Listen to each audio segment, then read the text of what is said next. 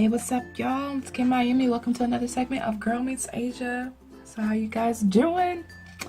So, I have gotten a few questions asked quite often, both on my Instagram, on my Facebook, on my YouTube video for my Busan home. So, there are two specific comments, not specific, two comments that I got from two young ladies. One, Gabby Barrow, who asked, how is Busan like everyday life? Are there fun places to go, things to do? How much is your rent? I'm only asking because Busan intrigues me and it's where I want to live one day. And also Mackenzie Dawson, who says, how much is rent and around what building I'm considering moving to Korea, and your apartment is really cute. Thank you, girl. The apartment was cute too. So my apartment was from Airbnb. I was only going to be staying here temporarily in Korea until I decided exactly where I wanted to move to and when I wanted to move here. So Airbnb was awesome because I got to live in that apartment for 2 months, and it was a nice price, fully furnished, all that great stuff.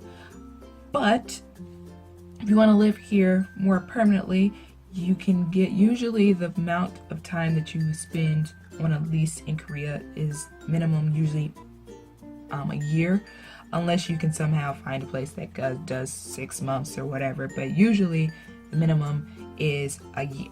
So Korea has a different system when it comes to renting here. So unlike the States, you put down your security deposit and usually your first month's rent. But here you don't do that. You put down your key money. Key money is what you give to your landlord and they will make an investment using that money. So let's talk about what these investments and how much you're putting down, all this great stuff. So the first one is the Jeonse.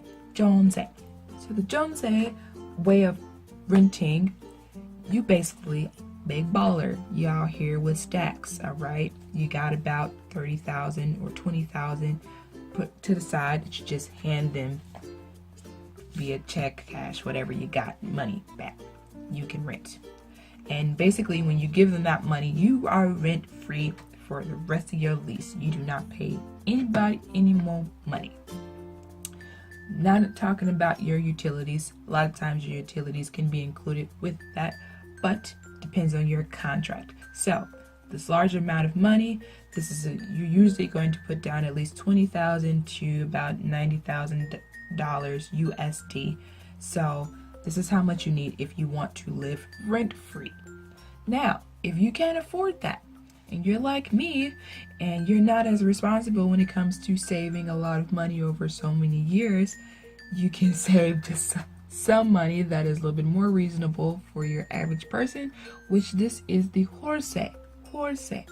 So Horse is when you're putting down still a larger amount of money, but is not the same as the Jeonse where you're putting so much money. You're at least putting down about 4,500 USD to about 18,000 USD. So here that's more reasonable. And when you're putting this down, you will not be living rent free, but you will be living a lot bit better than putting so much money down. So where I come from in Chicago, our rent is about $800 for a studio. So that means you're paying month to month $800. That may not even include your utilities. But here you can put down, even sometimes you may find places for $2,000 that you can put down as your key money, and you will be able to rent maybe for about $500 USD, $600 USD every month. And then if you put down more, the more money you put down, the less your monthly rent is. So now to the types of places that you can live in while you're living in Korea. So the first one is a villa. So these villas or villas, you basically are in a 4 to 5 story building, and that is a lot of times the older buildings where most people love to see those rooftop apartments. So you can have one of those that's mainly older, usually don't have elevators. So number 2 is the opistel. So opistel Usually they also refer to as a one room, which you can find as what my room was, which was a one room or an office tel.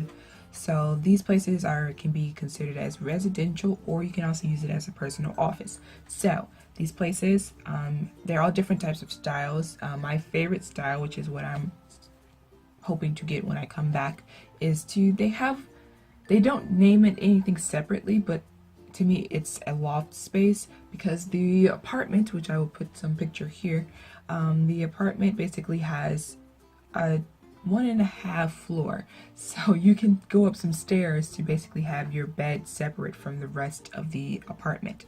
So that's awesome. You can also have the space that I had, which your kitchen and bedroom in the same spot, in a nice bathroom and closets, just in that one full room. And last is an apartment. These places are normally bigger. So right now I'm staying in an aparte. So the aparte is usually where families stay. These are the ones that I will say are considered the more expensive. So they're usually 250,000 American dollars. So it's kind of like buying a home. You have usually 2 to 3 bedrooms in these kinds of homes, fully equipped with everything, your appliances and stuff like that. And so yeah, if you want to have a whole family in Korea, this is the type of place that you'd want to live. Yeah, while you're looking for an apartment in Korea, you can also look for it on the Naver app, which you can go to the Pudongsan, which is to basically looking for apartments, and it will give you the city that you want to stay in, or the province that you want to stay in the city, as well as what area in the city you want to live in. And they also give the train station, so what stop you want to stay by or whatever. So you can literally find different apartments that are listed. They give you information. Yeah, definitely look up the Pudongsan on the Naver app, and you can look for places you want to live at, and also share this with a agency that is in Korea, which will help out the paperwork and get all the translation stuff. Even if you speak Korean, it's best to go through an agency, especially if you're not planning on coming to Korea before you move. So definitely look that up. And if you have any more questions, please comment down below. If you like this video, please give me a thumbs up, and I will catch you guys later. Bye.